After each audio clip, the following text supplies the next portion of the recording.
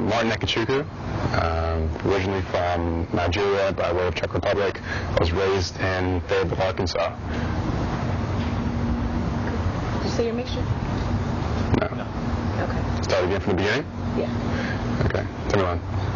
When? My name is Martin Nekachukwu. I mixed with Nigerian and Czech. I grew up in Fayetteville, Arkansas, but I spent a majority of my time in Nigeria and the Czech Republic. You want to do them more, or you good? Well, we didn't get the mixture twice, huh? Usually do them twice. That's why. Alright. Alright, same thing. Whenever you're ready. My name is Martin Nekachukwu. I'm mixed with Nigerian and Czech. I was raised in Fayetteville, Arkansas, but I spent a majority. Well, thank you for taking time to sit with us. I appreciate it. My pleasure. And again, we're just talking to different people who are biracial or multi-ethnic and talking about how they grew up and the things they had to deal with. And you said that you were from Nigeria and Czech Republic. But and I noticed you said Nigeria and Czech Republic. You didn't say black or white. Yeah. What is there a reason? Well, not necessarily growing up here in the U.S., I don't necessarily see myself as black or white. I associate more with the country that my parents are from, because I didn't necessarily have to go through a lot of, should I say, a majority of the oppression that was put here in the United States years ago. I kind of came in after all that stuff happened. Right. So when you came here, you were in Fayetteville, Arkansas, yeah. First moved to Fayetteville, Arkansas. How long were you in Nigeria and the Czech Republic? Combination of pretty much 13 years. 12 years. Oh, wow. And then after 12 years, I moved to Fayetteville, Arkansas. And after I finished with Arkansas, I came to Texas and another place in California. But I went back and forth between Fayetteville and Fayetteville and Czech Republic several times. Oh, okay.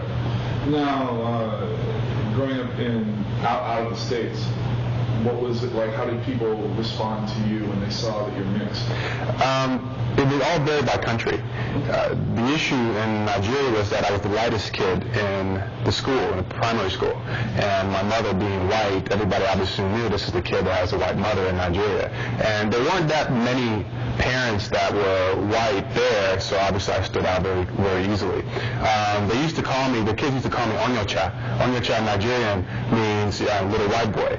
And I was very young, and I noticed that was kind of some sort of a major issue for me as a child, that people were obviously noticing that was different. And the opposite happened in Czech Republic. How was that when they would say Onyocha? Did I pronounce that? Yeah, you did. What was behind it? What was meant by it? Was it just a nickname, or was it a slur? It wasn't really a slur. It was more like it's very difficult to explain. It's like they noticed it. It's like it's kids that are that young who typically don't see white versus black. They just see kids. Yeah. They immediately noticed that I was different, and so they came up with that name. So I still to this day don't necessarily know if I need to take it in a negative fashion or whatever, but they definitely noticed that I was different. Right. So they weren't picking on you? Oh, they definitely were picking on me by saying it. Don't get me wrong, they definitely were doing that. But at the time, I don't necessarily know if it was a slur or not, or if it's a bad thing, but they definitely pointed it out. How did it make you feel? Not good at the time, because it was associated with other things. They would call me Onyocha. When I tried to go play with them, they would kind of just disperse, and they would not necessarily come to me. I would have to chase after them. I would frequently have memories when I was a child that I would run towards them, and they would go into the village, and they would kind of run off. I'm like, hey guys, I'm trying to play with you. I remember, so it was very, very strange. Was there a feeling that the white side made you more wealthy or more better in any way? Or? There was definitely a little bit of, I guess, or that made you evil in a way? It didn't necessarily make me evil, but it made me feel, at least the connotation was that my father sold out. That he sold out, and which is obviously is a typical, thing that follows people, country to country. Doesn't necessarily matter. My father was black, he married a white woman, and he kind of sold out a little bit, so it kind of made me feel that way a little bit when I was younger. That, because I was a little white boy, my father obviously did something that was opposite of what everybody else was doing, and I just wanted to fit in. Where did your parents meet? My father was a doctoral student at Charles University in the Czech Republic, and my mother was an undergraduate there. And they just got together and met, had my sister, and then had me, and had my sister in Nigeria, had me in the Czech Republic. Oh, okay. Now, I know you can't really speak for your sister, but did she have to deal with the same name calling? I don't necessarily know. My sister's not a very social creature, so to her it really didn't matter. Right. But she can tell a difference when she moved to the United States, for sure. Okay. But definitely not too much when she was in Nigeria. Now, but when she was in Nigeria, she came to Nigeria later on in life. We're 5 years apart, so she's already 10 or 11 by the time she moved back to Nigeria. And next thing you know, she was like blending in with her classmates. She was older. She could stick up for herself. I was still very young. Right. Now, how old were you when you moved to the Czech Republic? I can't necessarily put an age onto that because I was going back and forth all the time. I would spend my summers there, come back. I would go to school there for a year, come back, or some months I would spend some time over there. So I went back and forth over my childhood. The first time I probably went over there, I was still about 5 or 6 years old. My grandparents came, at least called my mom, came when I was 3 years old to stay with us, and then I would go back and forth. So to me, I never really said I moved a place. I was basically living in two countries, just going back and forth. You speak both languages? I only speak Czech. I don't know whether it's psychological or not, but I kind of shunned my father's language a little bit. I chose not to learn it. I don't know why. I had a better time in the Czech Republic, and I felt more at home in the Czech Republic. Why is that? I don't know. It's very strange. When I was in Nigeria, I just felt like I just didn't belong there, that no one really liked me, really wanted to play with me. The hierarchical structure is different in that you have to absolutely do everything your parents say, and you cannot backtalk and everything, which is typical for most families, but in Nigeria it was very stern. They tell you exactly what you're going to do, what you're going to grow up to be, how you're going to live your life, who you're going to marry, all that stuff. So they basically set your entire life in front of you, and my father tried to instill that into me. That's typical Nigerian culture. And when I was there, I basically had to answer to a lot of my father's brothers, sisters, his parents, and have to basically act the same way as they want me to my father, to everybody else. I just didn't feel, I guess I was really rebellious, but I really didn't feel part of anything there. When I was in Czech Republic, I had a very warm family there. My mother's side of the family is very warm, very loving. They really cared about what I wanted to do. They brought me stuff. They treated me, like I was, someone that was special. I didn't necessarily feel that way when I was in Nigeria. So when you were in the Czech Republic, you didn't have the same name calling, things like that you had to do? I didn't have name calling, but I had a huge, I guess, following.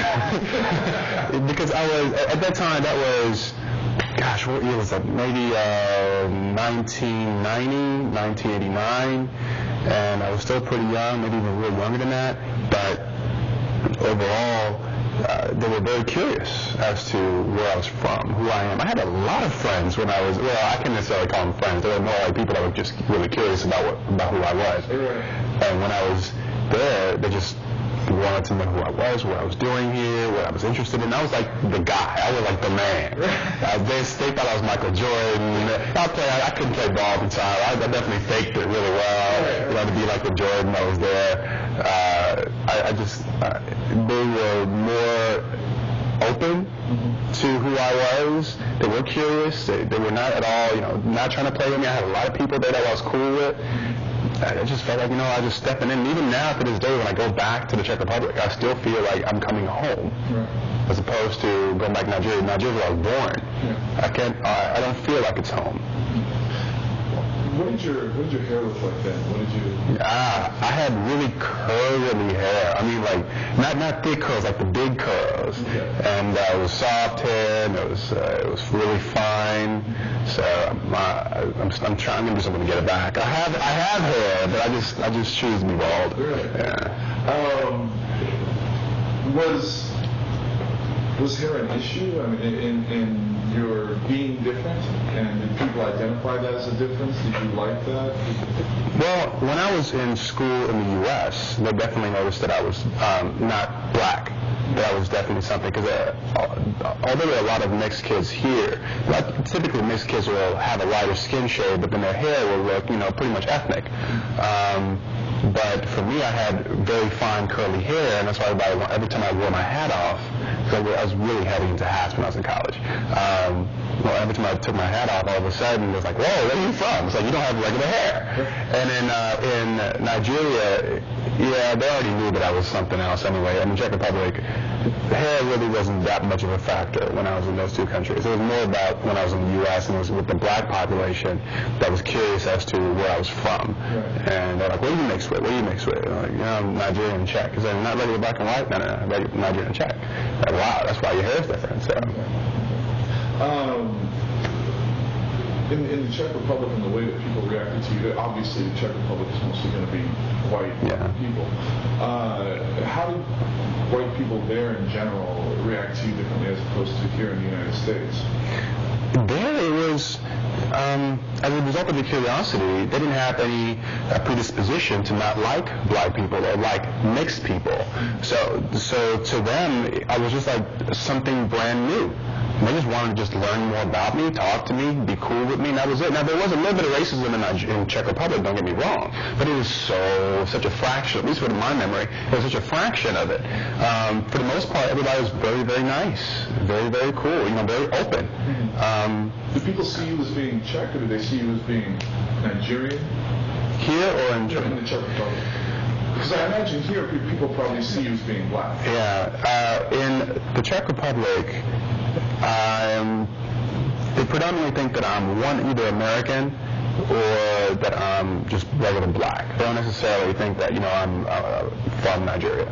So they didn't really necessarily associate me with that. Okay. But they don't associate you with, they don't point to you and say, you're from the Czech Republic. I mean, Never. It's actually a big surprise I can speak Czech. And I have several funny stories of where, I'm doing something, people are speaking about me in Czech, and I respond. What's one of the... I was in the Czech Republic just last year, and I was in a crystal store, and I was trying to buy some crystal for my parents. And when I was around, there was a woman behind the counter, and a receptionist, it was a representative that was talking to me. So I said, I'd like to get that crystal up on the top shelf. She's like, let me go, how much is it? She said, well, let me go find out. And she walked over there, and she looked up. She said, it's not, do you want this one? I said, I'm sorry, she mind, I want the one on the bottom. She bent over and looked for the one on the bottom. And the receptionist told her in Czech, said, watch out, in Czech, of course, watch out, he's looking at your butt. And I responded back, said, no, I'm not looking at her butt. And I responded back in Czech. And she was so embarrassed, face turned red, said, you can speak Czech? I said, doesn't everybody speak Czech? So it was kind of cool.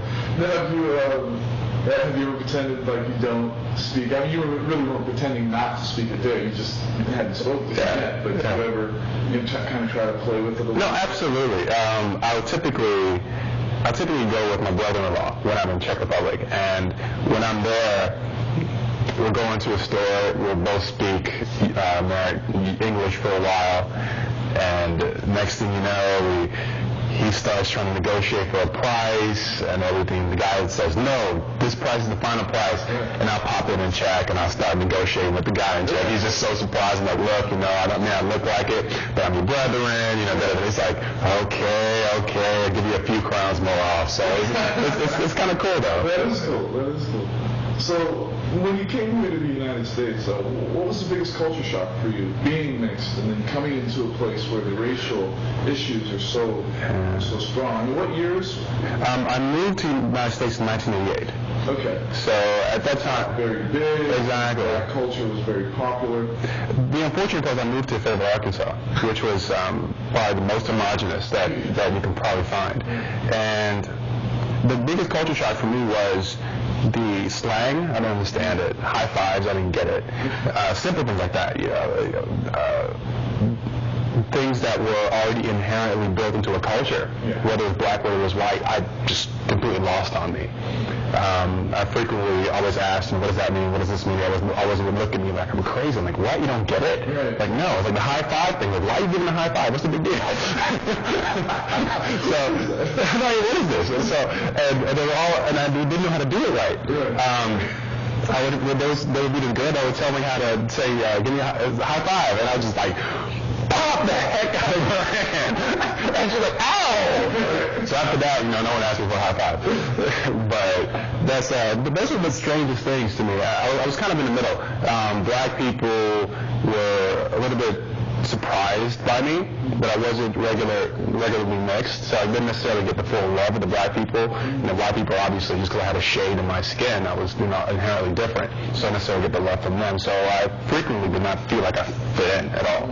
I felt like I just was there by myself, and I had a very hard time up until, darn near the end of high school. I really didn't even feel like I fit in. I want to talk about fitting in for a little bit and what you did in the different stages of your life to try to fit in. Like, for example, in Nigeria, was there anything that you did there to try to fit in? Yeah, I became everybody's friend. I tried to play with everybody. I don't care if I get hurt, if the guy was mean, if the person says. I would find key people, at least I thought were key people, that were more popular or really cool. I thought were cool that would maybe help me fit in. Yeah. So I had this guy. His name was this friend of mine. His name was Dennis. I thought he was my friend, and he lived in Nigeria. He lived next door to me, and I would frequently get beat up by him. We would do stuff. He would hurt me. We would get hurt. I would go home crying every day. Every single day. Mom would always say, "Why do you go back to play with him? Why?" And I didn't really have an answer. And it was really because I just wanted to try to fit in with the people that were closest to me. And the same thing, the Czech Republic was a little easier fitted in. I didn't have to do that much. People kind of came to me, but I had to make myself feel, at least seem a little bit more than I was.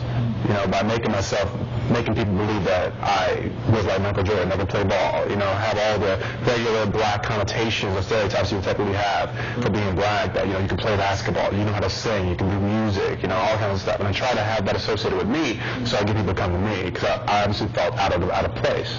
Although I had a lot of people come to me because of curiosity, not because they were necessarily wanting to be my friend. Right. Did you ever wonder who you were, though? Because you were doing these things to please other people and to fit in, but then there's that third person. There's the person you're presenting, and there's the private person. And how was that private person? I kind of lost myself along the way, lost who I was, knew exactly what my ideals were, my values were, because I picked up so many other things that I felt were important to try to fit in. And so I never really spent time on who am I, what am I trying to be, what's my future, what my goals are. It was always about who am I around, am I fitting in, am I in the right place at the right time. And that's kind of how I felt all the way through, end of high school, is I need to try to just fit in. I don't care about anything else. I just want to feel normal. Were you able to lose yourself in sports? Yeah, that's kind of probably the only real time that I could feel like myself, was when I would play tennis, or when I would play basketball. I didn't have to really do anything but just show my skills, and that was all I had to do, which was something that was pretty much inherent, just overall athleticism. But what about soccer? I know that's big in Europe, of course. I tried to do soccer, but it kind of bored me. I was more of a tennis person, more of a basketball kid, and track and field. I high jumped a lot, and I finally got a lot of accolades in high school for high jumping, so it made me feel a little bit better. So, I did lose myself a lot. Even to this day, I'm still trying to figure out, I know I have a career path, I have personal goals, but, who am I? I'm still trying to figure that out, because for so long I've been trying to be other people, which is, and sometimes it's really a plus in some cases, in that you put me into any social environment and I immediately mesh into that environment and make myself be exactly what that environment is. If it's high corporate people versus, down home brothers versus, whatever, it's like no problem, I can fit into it. Just the other day I was hanging out with a whole bunch of Jamaicans, next thing I knew I had Jamaican accent. It's like, come on. It's strange. Right. But that's just kind of the way that I became. Do you think it's a benefit of being mixed? It's It's a double-edged sword. Yeah, it is. It really is. It's, you lose yourself, but then, yeah, I mean, if people are important to you, yeah, sure, it's a benefit. But as I'm getting older, I've really built a core group of people that are really my friends. 5 to 6 people. That's it. And I haven't really grown out of that too much. So that's kind of been my way to juxtapose everything that's been happening. We were talking about fitting in, and you mentioned we talked about Nigeria and the Czech Republic, and then you were starting to talk a little bit about high school here. What else did you do here besides sports to try and fit in? Did you date black girls more than white girls? Did you date white girls more than black girls, or mixed girls? Well, when it came to dating, I was really more of a equal opportunity dater. I really was. So I kind of spread myself along the board. You didn't feel pressure from either side? No, I really didn't. I just went for the cuties, and I just went, and that was it. We went for the hotties, and that was pretty much it for me. Yeah, so it didn't really matter. That's a benefit. Yeah, that's a benefit. I think at the end of the day, if I added it all up, I was pretty much just thinking about it in my head, maybe 55, 45 white versus black. So, it's pretty much split down the middle. Right. A little bit of Asian here, or Indian here, whatever. What else did you do in high school to try and fit in? Got in a lot of trouble. Really? Ran with the wrong crowds, ran with the crowds that people thought were popular, but they were popular because they were in a lot of trouble. And so I got in, a lot of, probably get arrested. Hopefully the statute of limitations already passed on that. A lot of vandalism, things you can do in high school is just stupid, just because your friends are doing it, because you want them to feel like you fit in. Right. You start, you start acting like the group because you want the group to be like you. At this point in time, because my mother's from another country, she's from the Caribbean, and she would say to me, don't lose our culture in American culture. Did you get a lot of that, both parents being immigrants? My father really tried to institute his Nigerian culture, or should I say my Nigerian culture, and try to bring it back up. But more so from the standpoint of keep in contact with your family. Go home to Nigeria a couple times. You don't necessarily have to live like a Nigerian, live the Nigerian lifestyle, but just still be close to them. That's still part of your family. That's still someone you should know. And the overall cultural epithets that pretty much have passed down from generation to generation are still there. My father, that culture, hard in studies, hard in career, have a family, have kids, all this stuff. My parents, my mother's side, more family orientated, stay with the people, don't move out of your location, stay close, tight knit family. So there's two dueling factions. My mom won, but I still keep a lot of my father's, generational or cultural attributes. Your mother being such a big part of your life, and her country being the country that really is home to you and feels like home, do you feel is it her culture that you're going to focus on when you look for a date or a woman or a girlfriend or a wife or something like that? And do you really focus on the cultural attributes that she has brought, or?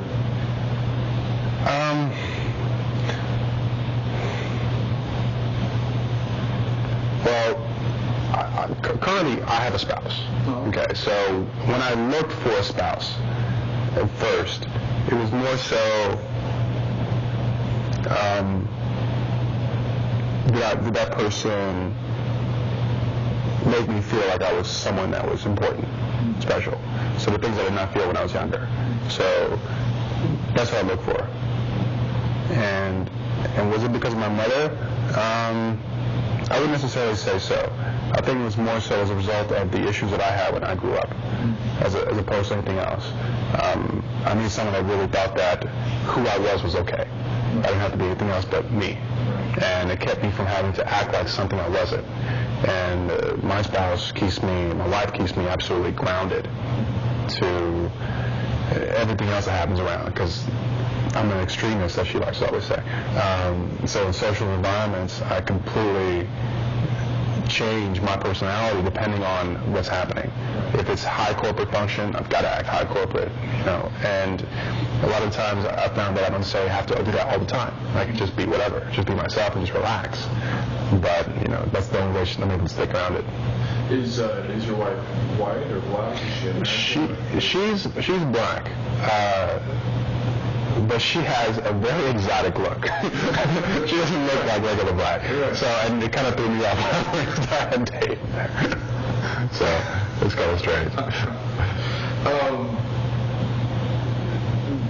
Now, you said 55% of the girls that you dated were most likely white. Yeah. 50% were black, but your wife was very exotic. Mm-hmm. I'm sure it was the exoticness that probably drew you. No, absolutely. Because you have an exotic look yourself. Yeah, nice. I mean, but I'm really attracted to exotic looking people, and that's just, I don't know why, probably because I've been exposed to so many things over my life, that I've seen so many different cultures and types of women, and kind of got an idea that I like someone that looks very unique.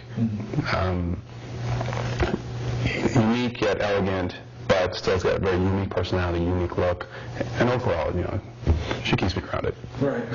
That's good. Which is the most important part. What has being mixed allowed you to, and we're speaking of the United States, how has it allowed you to sort of see the racial politics that go on and see both sides? Has it in any way? Oh, absolutely. Probably the most unfortunate part is that not having to go through a majority of the oppression, not necessarily having the stories that my father's told or stories that anybody's told in my family about what they've had to go through. I don't necessarily always see that point. So frequently people always tell me, oh, I didn't get this job because I was black, or I didn't get this whatever because I was black. And it's very difficult for me to see that. I don't necessarily always get it because I've always been raised, work hard, do your best, be the best out of everybody, and you should have no problem getting anything you want in life. And whenever I talk to my friends and they say that, I'm like, whatever, that's not true. And so we get into arguments like, oh, you don't know what it's like. So I do, I'm still black, but I still have not had any issues getting anything that I've ever wanted. I've always been able to move up the corporate ladder. I've always been able to get any school that I wanted. I've always been able to do all the things I needed to do. So just because I've not gone through it, I'm still getting to certain points in my life where I'm, which were my aspirations at the beginning. So you don't see barriers that they see? I really don't. And the only time I really was able to really understand racism or prejudice was when Katrina happened. I was able to automatically say, obviously there's a big problem here. But in day-to-day life and living, yes, when I'm out getting something to eat, my wife, she may say, oh, they only did that because, we're black. And I'm like, they may just be having a bad day. Or it may just be something else is going on. Not necessarily because you're black, maybe it's a whole other reason. And I don't frequently see eye to eye with her on any of that stuff. Very, very difficult for me to understand it. Now, at the same time, have you been privy to white people saying things or coming to you and asking you questions because you're a black person, which is sort of a stereotypical thing? No, but it's true. I have. So you have seen that as well? Absolutely. I've had a lot of white friends ask me a lot of questions about black culture, black people, what black people do. I'm sure we all have. Yeah. They probably come to me more so because I am not traditional black. So it's easier for them to come to me and ask those kind of questions. But for the most part, yeah, a lot of white people have come to me, but they typically say, this is from an educational standpoint, because I don't necessarily understand. Please let me know what it's like. Now, by no means am I the token black person needs to be have the answer to every single black issue in the entire world, because I only know maybe 50% of it, just as it stands. But, yeah, it's happened several times. How has, what are some of the funny things that have happened here in the United States? We talked a little bit about, that the things that have happened in the Czech Republic, but growing up here in your later years, through the dating years, through the college years, what are some fun things that have happened to you because you're mixed? Because I'm mixed. I've had a lot more white women really interested in me than I expected. That was kind of the nice part about it. But I mean, I really can't necessarily categorize any of those things into fun things. I really can't, because I guess I went through so many hurdles when I was younger that any little thing that was a positive I felt good about. The fact that I joined a fraternity, I was like absolutely ecstatic that I could join a fraternity. But I mean, I felt a little disconnected from them because that's a traditional black fraternity. That's me, why do I want to join? More fun things. Probably the most fun I've ever had is really run into someone that's Czech, and all of a sudden see the black guy and this white woman and white guy just talking Czech back and forth. That's like the best part about it. And all of a sudden, because it happened to me at work like a little while ago, ran into a woman that was Czech. Next thing you know, we were just walking down the hall, and everybody's looking at me like, "Man, who are you talking to?" It's like colleague. It's like, what are you speaking? It's a Czech. Because then all of a sudden you have this whole new conversation that goes, another hour or so. But there was some fun things that have happened. Is to be able to really surprise people about my background, not necessarily make them, maybe even possibly educate them that not all black people are created equal. Or that overall, when we look at black people in general, that there's so many mixed heritages within any black population, whether it's, traditional black, it'd be like, maybe it could be the ancestor, descendant of Thomas Jefferson, you don't know. Or in my case, you may have a multi-ethnic family within you. It's like, I like surprising people with that, which is kind of fun. How are you bringing in your both cultures of your life into your home, and when you guys have children? I don't know if you have any. No children. But when you bring your children, when you have children, how are you planning on bringing those cultures into your home? For my mom's culture, I plan on teaching my child Czech, just speaking Czech to him periodically, and I'm going to send him off to Czech Republic and let him or her mesh with my family that's there, as well as take him to school there as well, and have my mom just keep him for months at a time, come her, and that's one big way I'm going to have the child inundated in that culture. The Nigerian side of my family is going to be much more difficult. So I still don't necessarily always associate myself with that side of the family, just because I just didn't really take to it very well. When I was in primary school, I would have class, and they would have bring out report cards, and I would always have A, B, A, F, and it would always be Igbo, which was the Nigerian language, Igbo. Every single time, F. And my dad said, "What's up? What's going on?" I said, "I just don't want to learn it. I just don't like it." Never did, never will. And so, your children may not have those same issues because they'll be, fully black, do you think, but they'll be American. So I guess not everyone have the same issues, for sure, but they'll have their own separate set of issues. Their own separate set. They're from my genes, they're going to have issues. That's just going to how it's going to be. But overall, I think that with my father's side of the family, I think simply just exposing my child to that side of the family alone will at least start something. Because even to this day, I don't necessarily call up, my uncles and aunts that live in the States and just have a chat. I typically don't. And I've really been blasted for that to my father. "Why are your son not calling? Is anybody that care? What's going on?" I was like, "Oh, geez, okay, I'm busy. I'm busy. I got shit to do." Whereas my mother's side of the family, I'll text them in a heartbeat. "Hey, what you guys doing?" Just to find out. So I don't know. Don't have a plan yet for my father's side of the family, but it probably, will have to be much more than I was, but much more involved than when I was a child. Because I think it's very important. You've really seen, you came to the United States later on in life, kind of thrown into the middle of, again, that whole sort of, what I see it, that the time in the 80s is really kind of being that hip-hop, young, black cultural revolution. Where do you see this, where do you see people such as yourself, where is our role in all of this, and how, have you thought about that at all? I have. I think that our role as mixed ethnic black people, or whatever you want to call it, is to further the goals of black people in general. I think that we're very special in that we see two sides of two different cultures, and there's there's so many things that we've taken away from it, that we hope that, at least I hope to give back to the black community as a whole, whether it's through charitable foundation, whether it's through fraternity, through some sort of mentorship, just to show them, you can come up. You can do certain things. And I know that black people as a whole are doing that. But just simply to educate them that, you can be from different countries, you can be different people, you can have different personalities, different lifestyles, or whatever, and still make it. You don't necessarily have to be the rapper, the basketball player, or whatever. You can be from all over the world, be here, be black, and make it. So that's my overall goal. I mean, I'm involved right now. I'm a board member of one charitable organization already. I put together, smaller shows, concerts for charitable foundations, cancer foundations. I mentor 2 or 3 kids. I'm part of a larger organization that was developed in my company that's meant to bring high school students into the company and mentor them, just black students only, just to show them the way into corporate America, just by being that first foundation, that first step.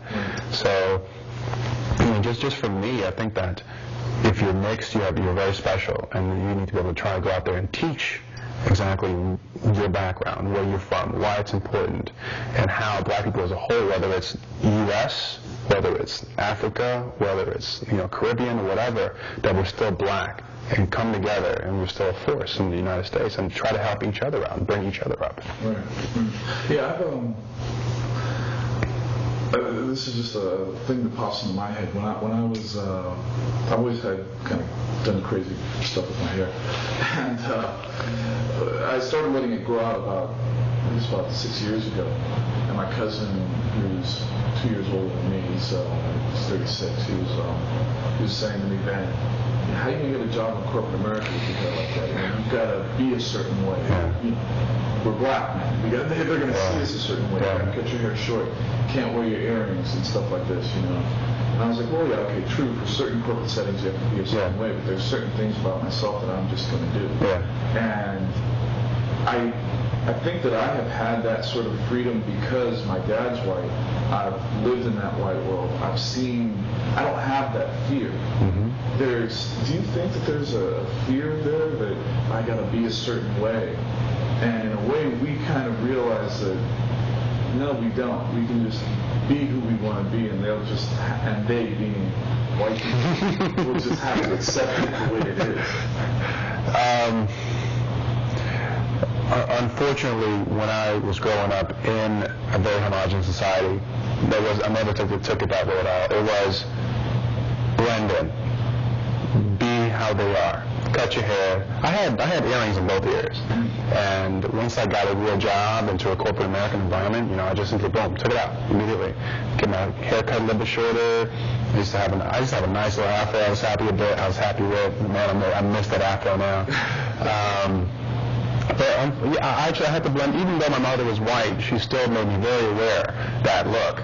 You're not in the Czech Republic, you're not in Nigeria, you're in the United States, and there is a very big differentiation between black and white, and you still have to be better than anybody else. And my sister even told me that as well. So very early on, I started to try to blend more in. When I got to business school, I really just took a whole other section. So you never catch me in this on a Monday through Friday, but on the weekend, that's how I look. So it's completely different. But unfortunately, I didn't necessarily get the same experience by having a white mother that would just accept me. It was more so because I had a white mother, Martin, you need to be smarter, that now you know how they think. Now you know where they're coming from. You need to be able to adjust because you have the information. Don't simply ignore the information now. As opposed to some black people that would say, but some black people that would not necessarily have any information about it. Right. Okay, so your mother really let you know how racial politics played out in the United States. Absolutely. That's interesting. My dad did something similar to me, and again, it's a hair story. But I'm holding on to this till I lose it. Hey, go ahead, man. I was about 5 or 6, and she was probably tired of hearing this story. But I was picking out my hair. I wanted to go play. I was tired of, just the naps and everything. And my friend was helping me out the other side, and he was white, he had straight hair, and I was just frustrated. My dad came in, and I go, Dad, I'm so frustrated. I wish I had hair like yours. And he sat me down, and he goes, son, you should realize you have curly hair. You're going to be seen as a black man in this country. And at that age, it kind of really made me realize, wow, This is how I'm going to be proud of that. And he's like, you should be proud of that. And so in a way, it seems like your mother was also letting you know that you're going to deal with the racial politics. Absolutely. Why do you think she told you, not your father? I mean, because he pretty much came from a country where they didn't have that, as my mother did. So I'm wondering if that's why. Well, I think the reason my mother told me was because she was always the big futurist in the family. She's the one that actually told my father, let's get out of Nigeria. She's the one that said, let's do this, let's do that. She was the one that looked 5 to 10 years ahead and said, let's make a plan for X, Y, and Z. So as a result of that, she kind of came to the United States, saw the differences, immediately, understood the racial politics, and immediately sat me down, and me and my sister both down, and said, look, this is how it is. Either you have a choice. You can either choose to go against the grain or go with the grain. Either way, I love you. But just understand, if you have an aspiration to, not saying the typical path to make millions of dollars is the corporate path, but let's say if you do go down the corporate path, you can't be very different. You have to try to have some similarities to people that are there. Now, you can have something that's absolutely unique about you. If you want to have maybe a longer hairstyle, fine, but you got to have the rest of you absolutely, prim and proper. And for me, it was my earrings. I wasn't going to let my earrings for nothing. I finally got to a point where I had hoops in both ears. They were small. They were perfect. It's like all of a sudden, I even tried to hold on to it by keeping my hoops in, taking them out, keeping them on, keeping every single day I went to work. As soon as I got off work, try to put them back in. They're smaller. I got huge hands. So trying to put them back in was like an issue. How many times did you lose those earrings? Oh my God! I had to buy new ones, and they weren't cheap either. God, I had to go buy new ones almost every other week because I was like, shit, where'd I put it? I put them started putting them in my side pocket, but then they would fall out in the car. I was like, man, you don't want to put it in the car. But I actually read a lot about corporate America for a magazine that I read for called Diversity Inc. And one of the things, I was at a Executive Leadership Council conference. And the Executive Leadership Council is a black group out of D.C. that tries to get black executives on boards of directors. Mm-hmm. And one of the plenary sessions that they were having was about presentation. And somebody got up and said, hey, look, I like wearing my goatee. I like, wearing a little afro. Some of the ladies said, I don't really want to straighten my hair anymore. And the panelists basically said, do what you got to do to get ahead. For me, I was shocked. I was just like, come on. We've got to, as a people, we've got to.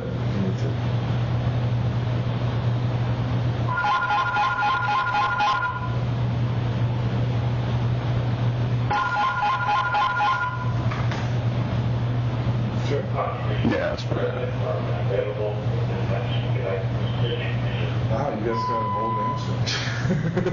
Old? I've never heard an answer machine. But I was just like, One second. I'm going to be honest. Hey, let me call you back. I'm at home.